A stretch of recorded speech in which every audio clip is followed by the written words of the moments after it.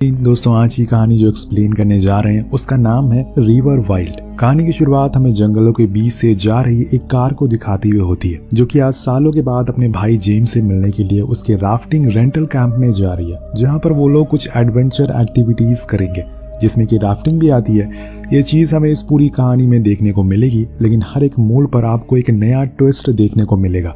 लेकिन आपको जरूर बता दूं कि आज ये लोग पास वाली नदी में ही राफ्टिंग करने वाले हैं और फिर अगले दिन थोड़ा और आगे जाएंगे।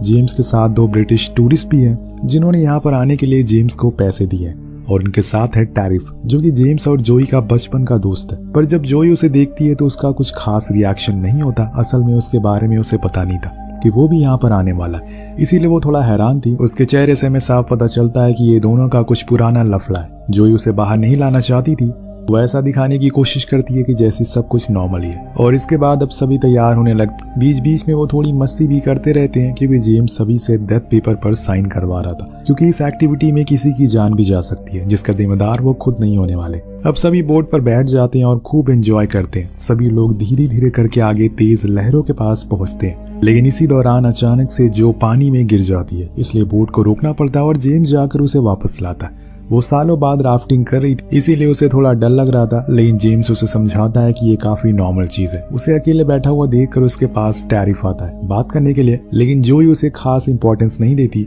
उसकी वजह से वो वहां से चला जाता है। इसके बाद सभी लोग रात के लिए टेंट लगाना शुरू करते हैं।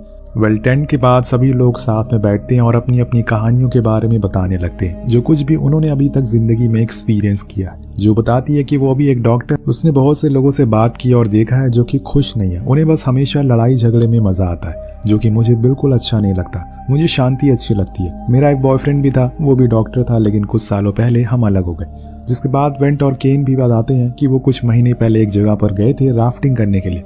वो उनकी जिंदगी का सबसे अच्छा एक्सपीरियंस था, जो कि वो कभी भूलने वाले नहीं है। जिसके बाद जेम्स भी कुछ शेयर करता है, लेकिन टैरिफ कुछ भी नहीं कहता और चुपचाप स्मोक करता रहता है। वो किसी को कुछ बताना ही नहीं चाहता था। ऐसा लग रहा है कि वो बहुत सी चीजें छुपा रहा है। खैर, अब काफी रात हो जाती है और सभी लोग सोने के लिए चले जाते हैं। वेन टॉयलेट के लिए जंगल में जाती है। इधर जोई सोने के लिए ब्लैंकेट खोलती है, लेकिन तभी जंगल से वेंट की चीखने की आवाज आती है। सभी वहां पर भागते हुए जाते हैं। वहां पर उन्हें टैरिफ पहले से ही खड़ा मिलता है, जो कि थोड़ा सा अजीब था। सभी टॉर्च जलाते हैं तो उन्हें पता चलता है कि वेंट के सर में फ्रैक्चर हो गया है और बहुत ही ज्यादा खून बह रहा है, क्योंकि पास में ही पड़े हुए पत्थर पर वो गिर गई थी। जोई डॉक्टर है तो वो उसे थोड़ा सहारा देती है और कुछ दवाइयां भी देती है, जिससे उसे थोड़ा दर्द कम हो। उसे कहीं ना कहीं टैरिफ पर शक, क्योंकि जब से वो यहाँ पर आई है वो यही खड़ा था, यानी कि उसे वेंट की आवाज सबसे पहले आई होगी। वो टैरिफ को सैटेलाइट फोन को लेने के लिए भेज देती है और फिर वेंट से पूछती है कि असल में यहाँ पर क्या हुआ था। वो बताती है कि वो उसके साथ जबरदस्ती कर रहा था। जब मैंने उसे मना किया तो उसने मुझे धक्का दे दिया। तभी वहाँ जेम्स और टैरिफ दोनों आते हैं और बताते हैं कि सैटेलाइट फोन में बैटरी खत्म हो गई। तो जोई झूठ बोलती है कि इसके पास सिर्फ 2 ही घंटे बचे हुए हैं, हमें जितनी जल्दी हो सके इसे ट्रीटमेंट देना होगा, वरना कुछ अनहोनी हो सकती है। अब ये सुनकर जेम्स डर जाता और सभी को बोट के पास चलने को कहता है। उन्हें सबसे पहले पास वाले फॉरेस्ट रेंजर के पास जाना होगा, जहाँ पर वो एयर एम्बुलेंस के जरिए वेंट को सिटी ले जाएंगे, तभी वो बच सकती है। यहाँ उनके पास 2 रास्ते थे, या तो वो पैदल जंगल के बीच से होते हुए स्टेशन के पास जाएं, या फिर वो लोग नदी के रास्ते से आगे बढ़ें, जो कि शॉर्टकट है। सभी नदी वाले रास्ते को चुनते हैं और उनके पास बोट भी मौजूद थी और सारे राफ्टिंग इक्विपमेंट भी। इसीलिए सभी वेंट को बोट पर बैठाते हैं, लेकिन पानी का बहाव तेज है और अंधेरा भी बहुत ज्यादा है, इसीलिए उन्हें ऐसे राफ्ट चलाने में बहुत मुश्किल हो रही है। लेकिन उन्हें ये करना ही होगा, क्योंकि वेंट के पास समय बहुत कम है। अभी तक जोई ने जेम्स को टैरिफ के बारे में कुछ भी बताया नहीं है। उसे लगता है कि अगर उसने ये सब किया है तो वो उन्हें रोकने के लिए कुछ न कुछ जरूर करेगा, और उसे इस बात की पूरी कंफर्मेशन है। वेल, यहाँ पर हमें एक और चीज पता चलती है कि अभी इस समय पर टैरिफ बेल पर है। उसे चोरी और कई जुर्म के लिए जेल भी जाना पड़ा है, जिसकी सजा अभी तक पूरी नहीं हुई है। और ये बात जब जोई को पता चलती है तो वो उसे और ज्यादा डर जाती है, इसीलिए उसे अभी तक उससे कोई बात नहीं की। अब वो लोग इस अंधेरे में बोट को और आगे लेकर जा रहे थे, लेकिन तभी बीच में पानी का बहाव काफी तेज हो जाता है। जिस बात का डर था वही होता है। बोट असल में पलट जाती है और सभी लोग पानी में गिर जाते हैं, जिसमें कि वेंट मिसिंग थी। एक तो पहले से अंधेरा था, ऊपर से एक और मुसीबत। सभी बहुत परेशान थे, लेकिन जोई को अहम मौके पर वेंट पानी में मिल जाती है। वो फौरन उसे लेकर ऊपर आती है, लेकिन वो बेहोश हो चुकी थी। अगर उसके अंदर पानी ज्यादा देर तक रहा तो वो मर भी सकती, इसीलिए वो फौरन उसे CPR देती हैं और लगातार चेस्ट प्रेसिंग की मदद से उसके पानी को बाहर निकालती हैं। उधर जेम्स और लोगों को बाहर निकालने में उनकी मदद करता है और फिर सभी लोग किनारे पर आ जाते हैं। जेम्स फौरन जोई के पास आता है और उसे वेंट की सिचुएशन के बारे में पूछता है। वो कहती है कि वो बिल्कुल ठीक है, लेकिन मैं तुम्हें कुछ बताना चाहती हूँ। जो कुछ भी उसके साथ हुआ वो असल में टैरिफ ने किया है, मुझे वेंट ने खुद ये बताया है।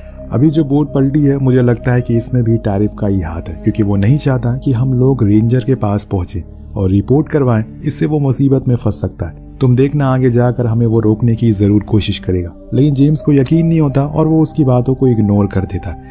फौरन सभी को बोट पर बैठने को बोलता है, क्योंकि अभी बहुत ही कम समय इनके पास है। सभी फिर से आगे बढ़ते हैं और कुछ ही देर में सूरज भी निकल जाता है। उजाला हो गया था और ऐसे ही में रास्ते को देख पाना आसान हो गया था। वो अपनी स्पीड को और बढ़ा लेते हैं और फाइनली किनारे तक पहुंच जाते हैं, जहां पर उन्हें सीधा स्टेशन तक जाना था। इधर टैरिफ और जेम्स दोनों ही जंगल के अंदर भागते हैं। उन्हें जल्दी से वहां तक पहुंचना है, पर कुछ देर चलने के बाद वो जेम्स को रोक लेता है और उसे पूछता है कि वो तुमसे कल रात क्या कह रही थी। मुझे पता है कि देखो, जो कुछ भी हुआ है वो सब एक हादसा था। मैंने जानबूझकर कुछ नहीं किया। मैं वेंट को समझाने की कोशिश कर रहा था, पर उसका पैर स्लिप हो गया। तुम मेरी बात ध्यान से सुनो। अभी मैं बेल पर हूँ और मैं नहीं चाहता, तुम्हारी वजह से मैंने 3 साल जेल में बिताए हैं और अब तुम्हें मेरा साथ देना होगा। जेम्स टैरिफ को गले से लगा लेता और उसे कहता है कि मैं तुम्हारे साथ ही हूँ, पर फिलहाल हमें वहाँ पहुँचना होगा, वरना वो मर जाएगी। अब दोनों ही भागते हैं, लेकिन स्टेशन पर कोई नहीं था।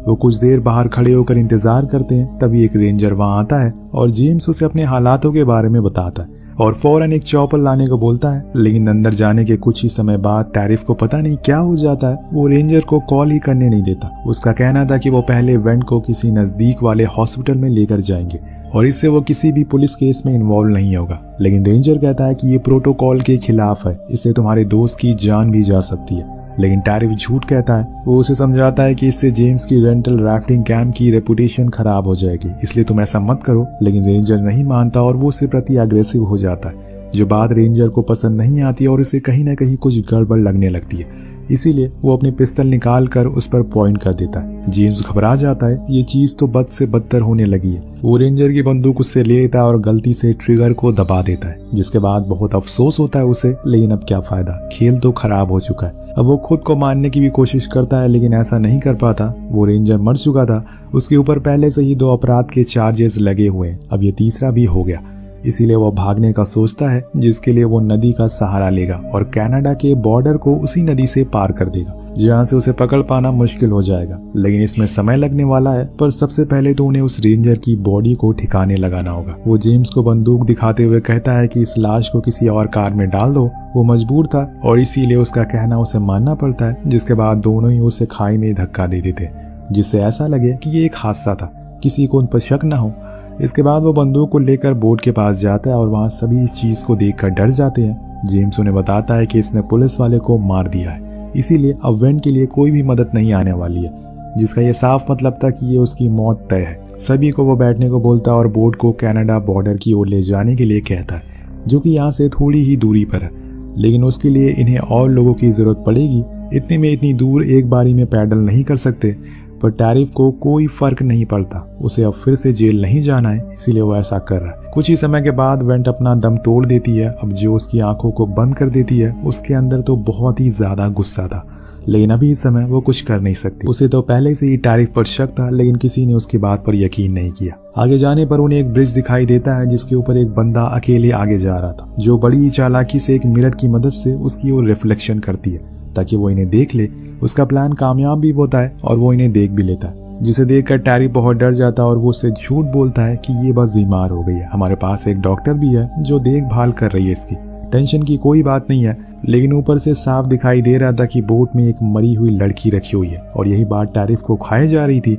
उसे यकीन था कि वो आदमी आगे जाकर किसी न किसी को जरूर बताएगा, इसीलिए वो सभी से कहता है कि मुझे आज के आज कनाडा बॉर्डर तक जाना है, कैसे भी करके मुझे वहां ले चलो।